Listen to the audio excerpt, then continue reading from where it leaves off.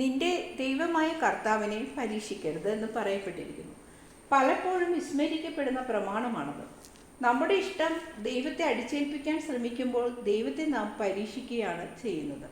നിയമത്തിൻ്റെ നിബന്ധനകൾക്കെതിരെ നാം ധിക്കാരമായി പ്രവർത്തിക്കുമ്പോൾ ദൈവത്തെ നാം പരീക്ഷിക്കുകയാണ്.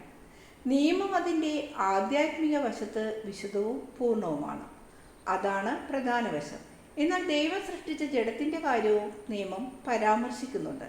ദൈവത്തിൽ നിന്നും പാപപൂർത്തി ലഭിച്ച ശേഷം വീണ്ടും പാപത്തിലേക്ക് നമ്മൾ തിരിച്ചു പോകുമ്പോൾ നമ്മൾ ദൈവത്തെ പരീക്ഷിക്കുന്നു.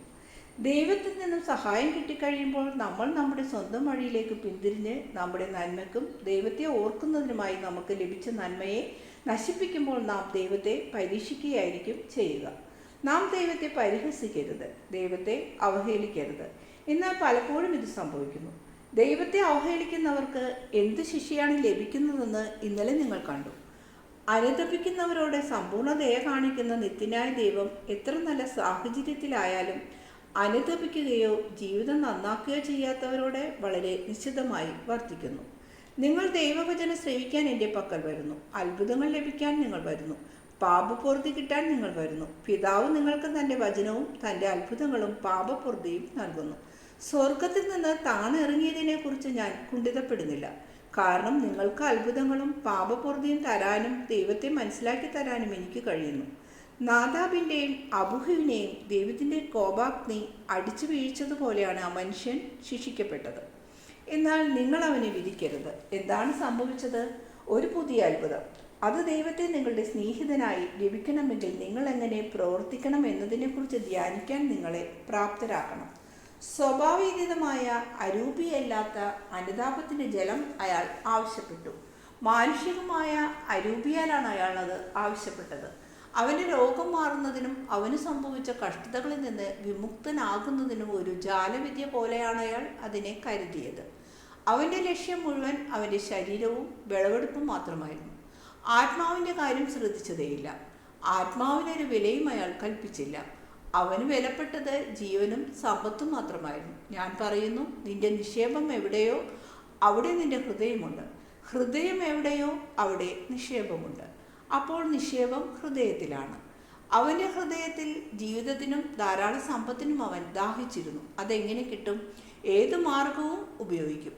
കുറ്റകൃത്യങ്ങൾ ചെയ്തും നേടും. അതിനാൽ സ്നാനപ്പെടുത്താനായവൻ അവൻ ആവശ്യപ്പെട്ടത് ദൈവത്തോടുള്ള നിന്ദയല്ലായിരുന്നു, ദൈവത്തെ പരീക്ഷിക്കുകയല്ലായിരുന്നു.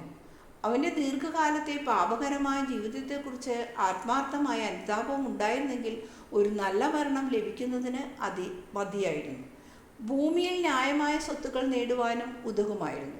എന്നാൽ അവൻ അനുതപിച്ചില്ല. തന്നെ അല്ലാതെ വേറൊരാളെയും അവൻ ഒരിക്കലും സ്നേഹിക്കാതിരുന്നതിനാൽ തന്നെത്താൻ സ്നേഹിക്കാൻ പോലും കഴിയാത്ത വിധം അയാൾ അത്രയകന്ന് അധംപതിച്ചു പോയി. കാരണം വിദ്വേഷം തന്നോട് തന്നെയുള്ള മൃഗീയമായ സ്വാർത്ഥ സ്നേഹത്തെ പോലും കൊന്നുകളയുന്നു. ആത്മാർത്ഥമായ അനുതാപത്തിൻ്റെ കണ്ണീർ അവന് ശുദ്ധീകരണ ജലമായി തീരുമായിരുന്നു. എന്നെ ശ്രദ്ധിക്കുന്ന നിങ്ങൾക്കെല്ലാവർക്കും ഇങ്ങനെ ആയിരിക്കട്ടെ. കാരണം പാപമില്ലാത്ത ഒരുവൻ പോലുമില്ല. അതിനാൽ നിങ്ങൾക്കെല്ലാവർക്കും ഈ ശുദ്ധീകരണ ജലം ആവശ്യമാണ്. ഹൃദയങ്ങളിൽ നിന്ന് പൊട്ടിപ്പുറപ്പെടുന്ന ഈ ജലം നിങ്ങളുടെ മേൽ പതിച്ച് നിങ്ങളെ കഴുകുന്നു, മലിനമായതെല്ലാം ശുചിയാക്കുന്നു, വീണുകിടക്കുന്നതിനെ എഴുന്നേൽപ്പിക്കുന്നു, പാപത്താൽ രക്തം വാർന്നു പോയവരിൽ നവജീവൻ ഉളവാക്കുന്നു. ആ മനുഷ്യൻ ഈ ഭൂമിയിലെ നിസ്സാര കാര്യങ്ങളെക്കുറിച്ചായിരുന്നു ഉത്കണ്ഠ. എന്നാൽ മനുഷ്യനെ പര്യകുലനാക്കേണ്ട ഒരു ദൗർഭാഗ്യം മാത്രമേ ഉള്ളൂ, ദൈവത്തെ നഷ്ടപ്പെടുത്തുക എന്ന നിത്യ ദൗർഭാഗ്യമാണത്. ക്രമപ്രകാരമുള്ള കാഴ്ചകൾ അർപ്പിക്കുന്നതിന് അയാൾ മുടക്കം വരുത്തിയില്ല.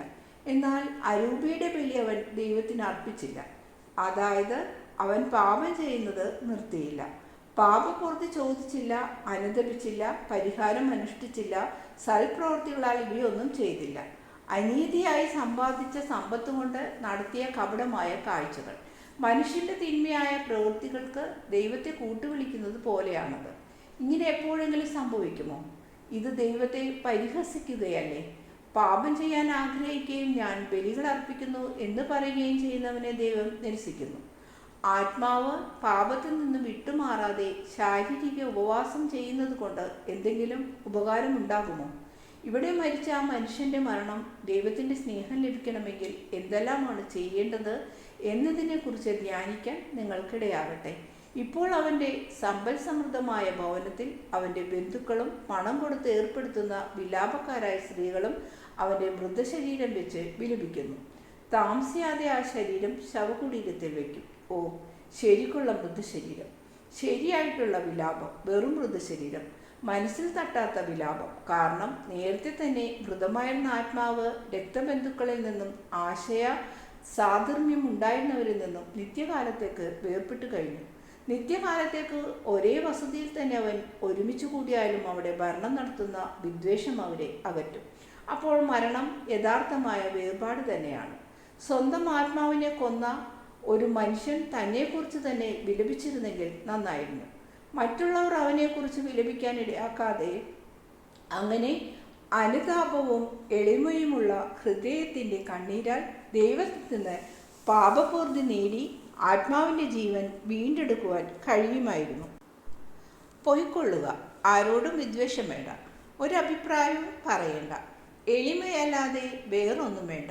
നീതിയെ പ്രതി വിരോധം കൂടാതെയാണ് ഞാൻ അയാളെക്കുറിച്ച് സംസാരിച്ചത്. നന്നായി ജീവിക്കേണ്ടത് എങ്ങനെയെന്ന്, സന്തോഷത്തോടെ മരിക്കേണ്ടത് എങ്ങനെയെന്നും ജീവിതവും മരണവും നമ്മെ പഠിപ്പിക്കുന്നു. മരണമില്ലാതെ ജീവിതം നേടേണ്ടത് എങ്ങനെയെന്ന് നമ്മൾ പഠിക്കുന്നു. സമാധാനം നിങ്ങളോടുകൂടെ. രോഗികളായി ആരുമില്ല, അത്ഭുതങ്ങളുമില്ല. പത്രോസ് സ്നാപകൻ്റെ ശിഷ്യരോട് പറയുന്നു, നിങ്ങളോട് എനിക്ക് സഹതാപമുണ്ട്. ഓ, അതിൻ്റെ ആവശ്യമില്ല. കാണാതെ ഞങ്ങൾ വിശ്വസിക്കുന്നു. അവൻ്റെ ജനത്തിൻ്റെ അത്ഭുതം ഞങ്ങൾ കണ്ടു, വിശ്വസിക്കാൻ അത് ഞങ്ങൾക്ക് കാരണമായി. ഇപ്പോൾ ഞങ്ങളുടെ വിശ്വാസവും സ്ഥിരീകരിക്കാൻ അവൻ്റെ വാക്കുകളുണ്ട്. ഞങ്ങളുടെ സഹോദരൻ ജോനായെപ്പോലെ സ്വർഗത്തിലെത്തുന്നതുവരെ ആ വിശ്വാസത്തിന് ശുശ്രൂഷകരാകാൻ കഴിഞ്ഞെങ്കിൽ മാത്രം മതിയായിരുന്നു. ദർശനം അവസാനിക്കുന്നു.